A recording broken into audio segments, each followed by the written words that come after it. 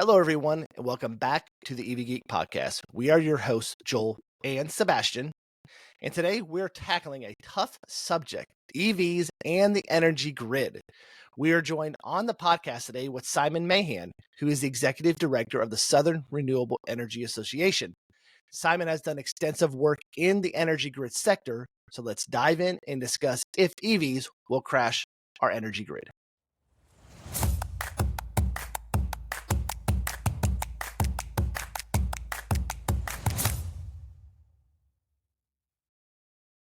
We want to thank you, Simon, for joining us today. So before we get started, why don't you tell our audience a little bit about yourself and kind of the work you do in the energy sector? Yeah, and thanks for having me on. I'm Simon Mahan. I'm the executive director of the Southern Renewable Energy Association.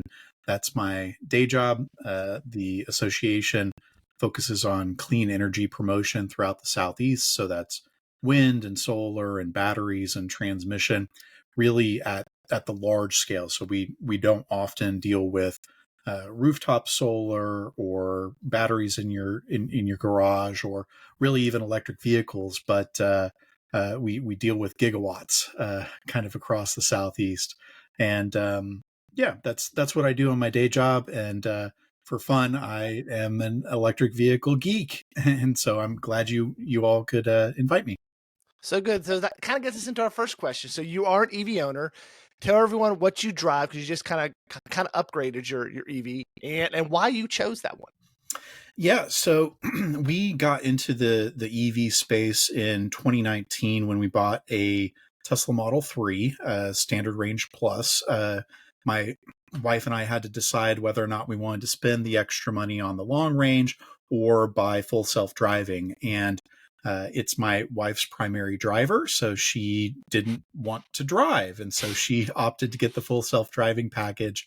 And so we were stuck with limited range, I'll say, for about 5 years. We put about 90,000 miles on that vehicle. And yeah, just this past third quarter, with the ability to transfer over full self-driving, Tesla was offering a 1.99% financing incentive.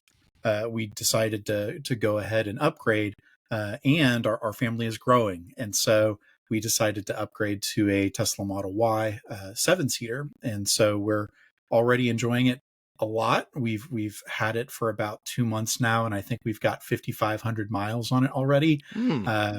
We live in Little Rock, of course, and we've gone to Dallas, we've gone to Branson already. We go to Memphis fairly regularly as well. So we're really enjoying our new Model Y and the extended range that it's got. Awesome. Are y'all a single EV household?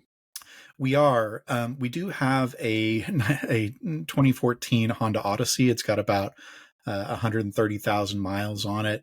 But because we've got the extended range, and now that we've got 7 seats with the Model Y, we're using that much more. Previously, our mileage breakdown was probably about, 80% Tesla with the Model 3 and 20% with the minivan. And now it's probably going to be closer to 90% electric, or maybe even 95% electric. We're just finding fewer and fewer use cases for keeping that, or for really using the minivan. Cool. I was just curious. So let's talk a little bit, kind of moving into more your speed. So can you kind of give a short and sweet version of what is the grid? Yeah. A lot of folks have certainly heard about the grid, and folks are probably aware that it needs to be improved. And certainly when you read it in mainstream media, that's kind of the extent of the information. But the work that I do really focuses very heavily on the infrastructure that we call the grid. And before I say too much, there's kind of 3 different parts to our electric system. There's the generators, which are creating power. So it's the power plants, the solar panels, the wind farms, the coal plants, natural gas, you name it. If it's generating electricity, it's considered a generator. And then you have transmission lines, and these transmission lines are the very large wires that are moving power from the generators to large load centers like cities, like industrial areas to major manufacturers. But in order to jump from the transmission system to your house or maybe a business, you also need the distribution system. And so there's a lower level wireage that's moving power from the transmission system down to perhaps like your home, your church, your school, that sort of thing.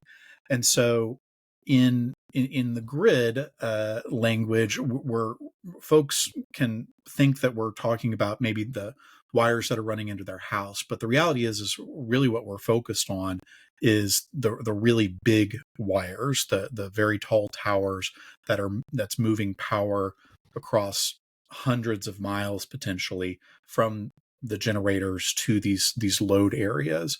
And your electric utility treats them very differently, and they often have these independent divisions focused on distribution, generation, transmission. And so part of my work dealing with the grid, the transmission system, is involved with our grid operators. And so here in Arkansas, we actually have two grid operators. We've got the Mid-Continent Independent System Operator, or MISO. They have a headquarters here in Little Rock, and then also the Southwestern Power Pool, which is also in Little Rock, and Little Rock is the headquarters for the Southwest Power Pool. If you look at both MISO and SPP on a map, they basically cover the entirety of the middle of the country, from Indiana over to part of the Montana. Texas is, of course, its own separate grid, but they really kind of cover the bulk of the interior of the country. And so we get engaged at those organizations. We go to stakeholder meetings, we meet with decision makers to try and plan for the future and what the grid looks like. We have very clear views of what we think that vision looks like. And of course, it's very heavy on renewables, clean energy, batteries. And it's just really important that we are there as a stakeholder body to ensure that what's going on with the grid is fair for the clean energy folks that are trying to get generation resources built. Gotcha. Cool. So one follow up with that, one thing I like about you, Sam, is you're kind of like a data nerd, and you're always posting on X and stuff about data. What have you noticed looking at the grid and look at how we get our energy? What have you noticed about the amount of renewable energy being on the grid right now? Yeah, I have to say one of the more shocking data points that I like to share with folks that aren't maybe keeping up with a lot of the data is in the Southwestern Power Pool. And again, they kind of cover the Great Plains region. They will often get 40, 50, 60% of their energy today from renewable energy resources, specifically wind farms. Okay. And they often have some of the lowest cost electricity in the country. And the Southwest Power Pool folks will often say, look, it is more difficult for us to manage because the wind goes up, the wind goes down. When the wind isn't blowing, we have to backfill it with coal and with natural gas. But when the wind is blowing, that's saving that system money. And that's how they're able to keep rates low within that footprint, because they're using a resource that doesn't have a cost for its fuel. You know, if you're using coal or natural gas, you are buying that fuel simply to burn it.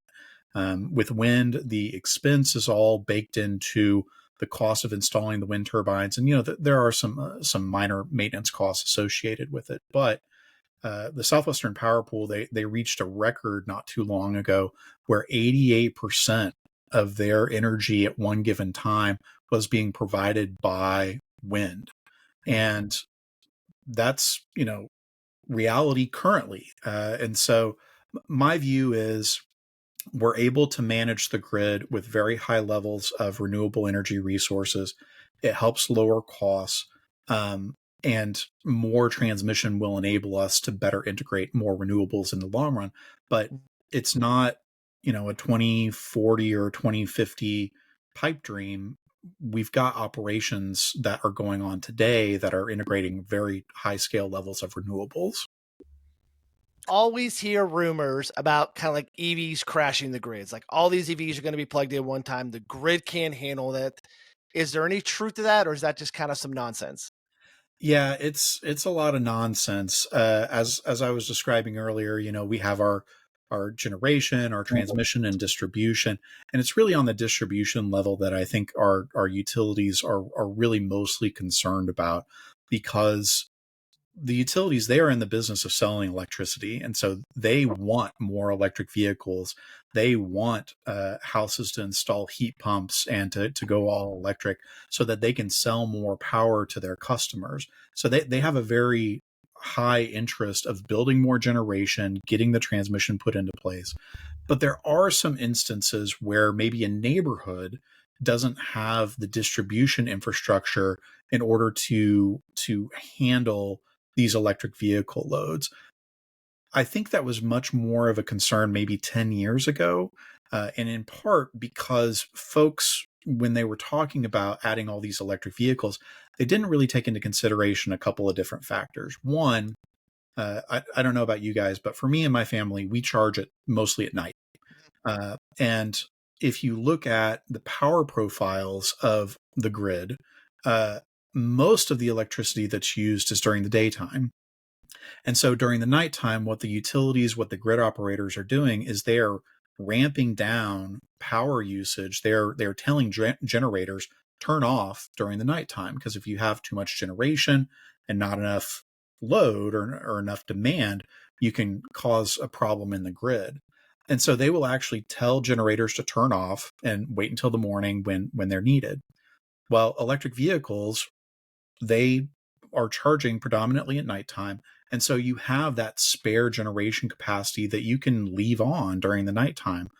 Wind energy in particular does really well at night. It does very well during the cold winter mornings. And so incorporating more of those types of generation resources can help provide the generation component of it. But the distribution side, like I was saying, some of these neighborhoods they might be in an older neighborhood, and so your substations, your transformers might not have been upgraded for a lot of new electric vehicles. But the thing that folks weren't taking into consideration is, as we're electrifying more, we are becoming more efficient in other appliances. Mhm. And so your your clothes washer, your clothes dryer, effectively when you plug in a new electric vehicle, it's kind of like adding another electric clothes dryer, a 240-volt clothes dryer.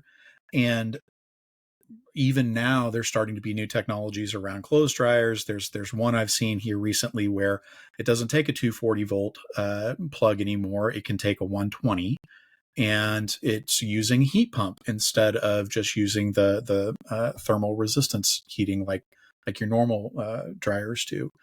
Your refrigerator is getting more efficient. Your air conditioners are getting more efficient. The lighting that we're using at night is getting much more efficient. All your electronics are much more efficient. And so part of what we're seeing is, as everything becomes more efficient, that is creating some additional capacity even on the distribution networks. And so the utilities for a long time have been very concerned about energy efficiency, because they're losing the ability to sell more electricity. Well, now with electric vehicles coming in, now they're starting to level that back out so that they can start to sell more electricity. So I think it's widely overblown as a concern. There are, of course, probably going to be some examples of particular neighborhoods that weren't upgraded in time, that are overloaded. But it just underscores the importance for our electric utilities to plan ahead for the future, and many of them are doing that. But some of these upgrades do take a little bit of time in order for them to plan for and then also install. So if you're trying to bury distribution lines, you've got to warn the neighbors, you've got to get the transformers, you've got to work with the supply chain, and then you've actually got to do the work. And so it's not something that can be done immediately overnight. And so it's, again, just really important that we start planning for the future better. Yeah, I mean, just in my house that I built like 3 years ago, all the permanent light fixtures in my house are LED. So when I was talking to the electrician, like, how do I replace the light bulb? They said, you don't. You'll actually just replace the whole fixture Yeah. when the light bulb goes out. I was like, really? He's like, it's going to be 12, 15 years before that happens. So it's not like it's not like before where you're replacing light bulbs every 6 months. They said it's going to be forever until that happens. So I just thought that was something neat that whole light fixture would just get replaced. I don't have to worry about, Yep. buying light bulbs and throwing those into landfills and things like that. So it's very cool how we're making that transition. I never thought of it that way, as our appliances, what we use every day, are becoming more energy efficient. So yeah. And something else, it's one of those kind of unintended consequences, and it's a positive where, when I used to have a light bulb that would burn out, like when I was a kid, we had those incandescent bulbs. The very first thing that you want to do is reach up there and grab that light bulb and unscrew it so that you can put a new one in.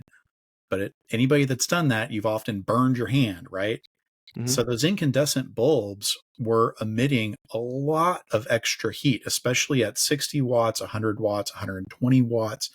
You're just emitting a massive amount of heat, which down here in the South, you then have to overcompensate with your air conditioner during the summertime.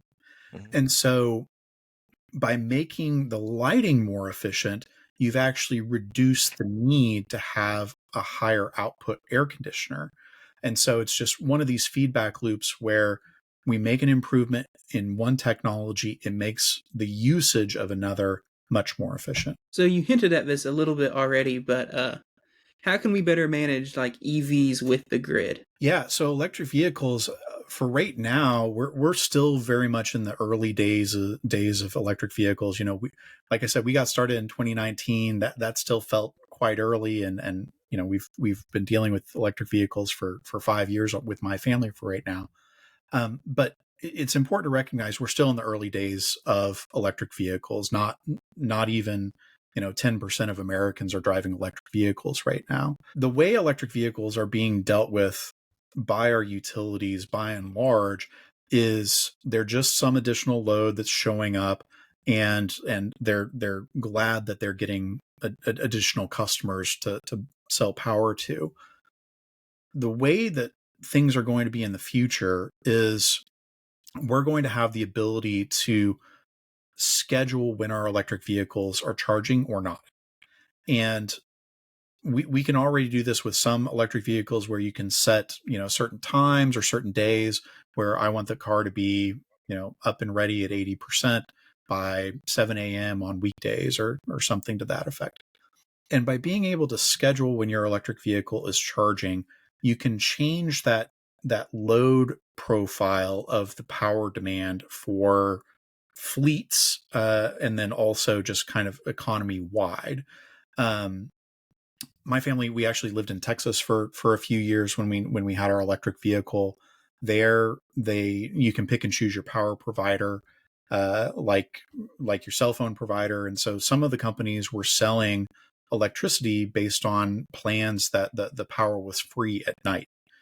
And so what they were doing was, from 9 a.m. to 9 p.m. the daytime, the power prices were about 17 cents per kilowatt hour. So they were pretty high. But from 9 p.m. to 9 a.m., it was truly 0 cents. And so it incentivized me and my family to move and to shift not only our electric vehicle usage, but our hot water tank, which is electric, our clothes washing, our dishwasher. We would pre-cool and preheat the house during that nighttime when we were getting the free electricity. And so if you have a more advanced rate design, a time which is called a time of use rate, that encourages consumers to shift their load profile, you can gain extra capacity on the already existing infrastructure. So you don't have to spend a lot of money to invest in new distribution or new generation in order to serve those loads. And then in the long run, there's going to be a possibility for some markets where you might be able to opt in and let your utility control how much battery you're charging or discharging. And if you participate voluntarily in a program like that, the utility is basically turning your vehicle and all the other vehicles that they're aggregating into a type of power plant that's virtual. And so there are still many more advances that can be done to incorporate electric vehicles to make them synchronize better and work with our grid as an instrument and not just something that's sucking down power. Awesome. So we hear more and more people in businesses moving to solar renewable energy, quote, off the grid. Will there be a time in the next 10, 20, 30, 40, 50 years, if everyone's going off the grid, that we don't need the grid anymore? I highly doubt it. We had solar installed here at our house here in Little Rock in March. It's been great. We've really significantly cut back our power usage because we're generating so much electricity. But we don't have batteries yet for the house, so we're using net metering, which enables us to push power out onto the grid when we're generating too much, and we're able to use power from the grid when we're not generating anything. And so we're basically using the grid kind of as a battery to store kilowatt hours for us at this time. Look, battery prices have come down something like 90% in the past 5 years. That's kind of the big limiter right now of people going off grid in suburbia, so to speak. And we have seen some pretty drastic declines in solar prices as well over the past 5, 10, 15 years. If your electric bill, if the rate that your utility is providing is more expensive than installing solar and batteries, people are naturally going to make the decision of, yes, we are going to go off grid, even though we live in a neighborhood. Any reasonable economic theorist would expect that. But I just don't think we're going to get that efficient for the distributed generation resources, because keep in mind, the same economies of scale that are happening for your rooftop solar and your garage battery are also happening at the giga scale, at the utility size scale. And so as utilities add more solar at the gigawatt scale, as they're adding batteries at the gigawatt scale, those own operating costs of the grid are also declining over time. And so instead of what we always thought the power prices would rise in perpetuity, at some point when we have enough renewables on the grid, the rates for our power production are really going to stabilize and possibly decline over time. And so that's really what you're fighting against, is the renewables industry fighting the renewables industry on what can be the cheapest. I think that's great news for consumers, right? Because if you live in a single family house and you want to put solar on your roof and you want batteries, you want that peace of mind so that, if the power goes out, you all are able to take care of yourself, you'll be able to do that. And it's not just going to be the richest of the rich people. Anyone should be able to do that. But if you're living in an apartment complex, if you live in a wooded area, if just the area that you live in isn't conducive to having rooftop solar, you will still be able to connect with your utility and have a reasonable electric bill over time. At least that's the hope. Gotcha. So you've already touched on it a little bit, but what's the deal with virtual power plants? Yeah, what is the deal? Virtual power plants. There's even debate within the industry right now of whether or not that's the right term to call them. But basically, what you're doing is you are aggregating multiple appliances or devices across a utility and deploying those different devices in a way that has a grid effect. And so the way electricity is used right now is, if Joel flips off his light and Sebastian, you start up your microwave, your utility doesn't know that you're going to do that. But in aggregate, what they're doing is they're saying, we're pretty confident that we're going to forecast what the next hour is going to look like. And so we're pretty sure that someone's going to turn on their microwave and someone's going to turn off their light and someone's going to turn on their oven and plug in their electric vehicle. And so they're forecasting every minute of every day. So it's 8,760 hours a year that our utilities are planning for. And so what they're able to do, though, with an aggregated system is, if you've got a Nest thermostat, a Google thermostat, or an Ecobee thermostat, those are Wi-Fi enabled devices. You can give your utility permission up to a certain level of, do not turn on the compressor for my air conditioner at a certain time. And if they cobble together thousands of customers at a time where they can synchronize customers, it has a real grid effect. You can actually reduce the peak of the power demand for an entire area if you're able to cobble together enough devices. Well, they're looking at not only thermostats, but electric hot water heaters.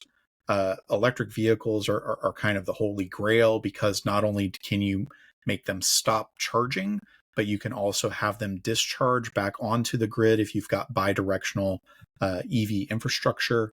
And so you can actually not only reduce your peak, but you can also help serve the peak load as a peaking power plant. And so in some jurisdictions like California and in Texas, they have market structures where folks can actually participate in the electric markets by being part of these aggregated programs. And so Tesla has an aggregation program, a virtual power plant in Texas, where you can sign up for your power wall, which is the battery that they sell, to discharge into the grid and get compensated for it. And so there are components in that market that make it a lot easier for Tesla to do that. Whereas here in Arkansas, we don't have that kind of structure. Here in Arkansas, we don't get to pick and choose our power provider. It's really up to the utility whether or not they're going to provide those sorts of programs. There is a federal rule from the Federal Energy Regulatory Commission called Order 2222. You're free to look it up at any time. It's 2222. And Order 2222 is designed to standardize third-party aggregation like this, so that grid operators like MISO, like the Southwest Power Pool, can more effectively manage these virtual power plants. But it's still up to your state regulatory bodies, predominantly the public service commissions, which are the regulatory bodies that manage our utilities here in the state. It's up to the Public Service Commission to design those programs. And oftentimes the utilities are the ones that then create the programs, take them to the commission for the commission to review and then to approve. And so if you're in certain states like Arkansas, you're kind of out of luck for the time being for getting a virtual power plant up and running. But in places like Texas and California, there are programs like that already in existence and already operating today. All right, cool. And our final question, which I kind of asked you before we started because I wanted you to think about it. What do you think our energy grid will look like 20 years from now, when all of us, except for Sebastian, are getting ready to retire? What do you think? What do you think the energy grid will look like? Yeah. My retirement date is hopefully 2050. So I'll be 65 in 2050. And I think about this often. Our electric utilities are often planning out to a 20-year horizon. Mm-hmm. And a lot of them are really struggling in that 15, 20-year, sometimes even that 10-year time horizon, because we've got, there are new Environmental Protection Agency rules regarding fossil fuel usage at power stations. But the biggest thing is, like I was saying, the prices with the technology that we currently have are dropping so fast. If the utilities pick and choose a power plant today to build, and it's a 40-year asset, there's a really big risk that they're going to pick the wrong thing. And so if they pick, for instance, a natural gas combined cycle unit, it's historically been a pretty good low cost energy resource. But if in 5 years batteries keep going down in price, that asset is going to be what's called a stranded asset, and it's going to be worthless basically on their books, because they'll still be paying for it. It hasn't been paid for itself, and it's going to get outcompeted in the market by solar, wind, batteries. We're starting to see some movements in the geothermal industry as well, where there's some new technologies there. A lot of folks are really starting to put their eggs in the hydrogen basket as well. I think there's a role for hydrogen play, maybe at the peaking, in the very small, extreme few hours out of the year. A lot of folks are really interested in small modular reactors, and a lot of folks that I've talked to have really viewed that as maybe like a 2040 sort of technology. So, it's really hard to even see in the next 5 years what the next 5 years is going to look like. But I'm very excited that over the next 20 years, we're going to figure this out. We're going to have more technology, more capability, and it's more reliable for the customers at large. So I hope I escaped the question as best I could, but You did great. You did I great. appreciate that. And that's what a lot of people don't realize. We're just kind of in the infancy stage of this whole, EVs and virtual power plants and power walls and all that. I mean, this is like beginning. This was just born, and we were talking like we're just learning to walk now. That's so, exactly right. Yeah, so we're just learning. That's why I tell people, I'm like, listen, this is not something that's going to happen overnight. We're just learning to walk and get our feet underneath us. So, yeah. Simon, huge shout out to you for joining us on the podcast today and chatting about EVs and the energy grid. Don't forget before y'all leave today to subscribe to our YouTube channel and tap that notification icon. Once again, thank you, Simon, for joining us today, and we will see you again real soon on another episode of the EV Geek podcast. So long, everyone. Thanks.